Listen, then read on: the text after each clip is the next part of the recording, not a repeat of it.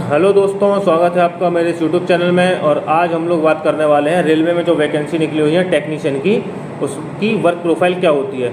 जैसा कि आपको पता ही है कि रेलवे में वेरियस टाइप के डिपार्टमेंट होते हैं और वेरियस टाइप की पोस्टें होती हैं, तो हर पोस्ट का अपना अलग अलग वर्क नेचर होता है।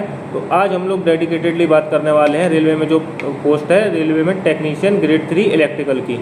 तो अगर आपने इस पोस्ट को ऑप्ट किया है तो मैं आपको इसकी डिटेल्ड जानकारी दूंगा तो कि आपको इसमें क्या काम करना पड़ेगा। दोस्तों, अगर देखा जाए तो रेलवे में जितनी भी टेक्निकल पोस्ट है वो अपने आप में सारी ही पोस्ट अच्छी हैं, लेकिन ये वाली जो पोस्ट है टेक्नीशियन ग्रेड 3 इलेक्ट्रिकल, ये one of the best post मैं कह सकता हूँ इसे। क्योंकि इसमें क्या होता है, इसमें एक तो आपकी शिफ्ट फिक्स होती है, इसमें आपकी एक तो ड्यूटी आवर्स फिक्स होंगे, इसमें आपका प्लेस ऑफ पोस्टिंग फिक्स होगी, इसमें इतनी जल्दी जल्दी फ्रिक्वेंटली आपके ट्रांसफ़र नहीं होंगे और इसमें आपको वर्क भी काफ़ी कम करना पड़ेगा। तो दोस्तों, अब जानते हैं कि इसकी वर्क प्रोफाइल होती क्या है। तो इसमें एक डेडिकेटेडली इसका एक पूरा सेट बना होता है, जैसे हम लोग क्या कहते हैं इलेक्ट्रिक लोको सेट। तो वो ज़्यादातर हर डिवीज़न में एक सेट होता है। तो आप पता कर लेंगे कि आपने किस डिवीज़न से फॉर्म भरा है। पहले तो आपका जोन होगा, फिर जोन में डिवीज़न होते हैं, जैसे आपके 18 जोन हो गए और 18 जोन में फिर हर जोन के लगभग 3 या 4 डिवीज़न होते हैं हर जोन के। किसी के 5 भी डिवीज़न है तो एवरेज में 3-4 आप मान सकते हैं। तो हर डिवीज़न में एक आपको वर्कशॉप मिलेगी पूरी। तो इस वर्कशॉप में काम क्या होता है, बेसिकली काम होता है इसमें इंजन से रिलेटेड। जो पावर होता है ना हमारा, रेलवे की भाषा में हम लोग उसे पावर कहते हैं, वैसे तो सामान्य भाषा में उसे इंजन कहते हैं। तो और उसको लोको भी कहते हैं, लोको भी उसी इंजन को ही कहा जाता है। तो इसीलिए उसका नाम क्या है, इलेक्ट्रिक लोको सेट। जो लोको सेट होता है ना वो इंजन से रिलेटेड ही होता है। तो इसमें आपको काम क्या करना पड़ेगा कि आपको इंजन से रिलेटेड ही काम करना है। और कौन से इंजन से रिलेटेड, इलेक्ट्रिकल इंजन से रिलेटेड। तो इसमें दोस्तों आप ये नहीं समझिए कि केवल इंजन से रिलेटेड ही काम करना है, इसमें इंजन भी काफ़ी ब्रॉड होता है। कि जैसे आप कहीं पे, जैसे इसमें भी अगर आप जाएंगे ना इस वर्कशॉप में, तो उसमें भी काफ़ी सारे सेक्शन बटे हुए होते हैं। कहीं पे इंजन के पार्ट्स बन रहे हैं, कहीं पे इंजन के पार्ट्स सही हो रहे हैं, कहीं पे इंजन के पार्ट्स रिपेयर वगैरह हो रहे हैं। तो ये इस प्रकार से काफ़ी बड़ा होता है। जैसे वर्कशॉप के अंदर ही एक स्टोर होगा, स्टोर में उसके पार्ट्स वगैरह रखे होंगे।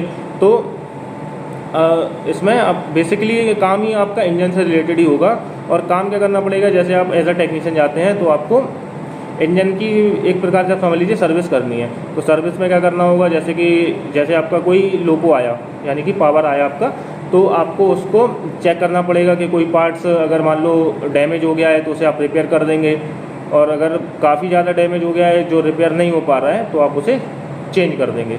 तो इस प्रकार से आपको काम करना होता है। और इसमें भी जैसे सेक्शन होते हैं अलग अलग, जैसे इसमें एक स्टोर होता है। अगर आप स्टोर में अब आपकी पोस्टिंग हो जाती है तो उसमें क्या करना पड़ेगा आपको, जो भी कोई भी टेक्नीशियन जो काम कर रहा होगा फील्ड में, वो आपके पास आएगा, आपसे सामान लेगा, आपको बता देगा कि मुझे ये सामान चाहिए, तो आपको सामान उठा के उसे दे देंगे। और एक इसमें सेक्शन ऐसा भी होता है जिसमें काफ़ी लोग पेपर वर्क भी करते हैं, यानी कि लिखने वाला काम करते हैं। तो अगर आपकी पोस्टिंग वहाँ हो जाती है तो आपको केवल पेन पेपर का काम रहेगा, या फिर पेन पेपर की जगह आजकल तो सारा काम डिजिटल हो गया है, तो आपको कंप्यूटर पे उस डेटा को फीड करना पड़ेगा।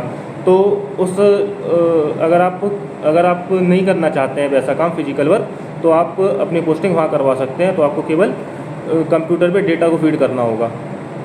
तो दोस्तों, अगर देखा जाए तो ये काफ़ी अच्छी पोस्ट है। और इसमें क्या होता है कि एक तो ड्यूटी आवर्स फिक्स होते हैं, जैसे कि आपका जो फिक्स टाइम है आपको उसी टाइम पे जाना पड़ेगा, यानी कि इसमें नाइट शिफ्ट नहीं होती है।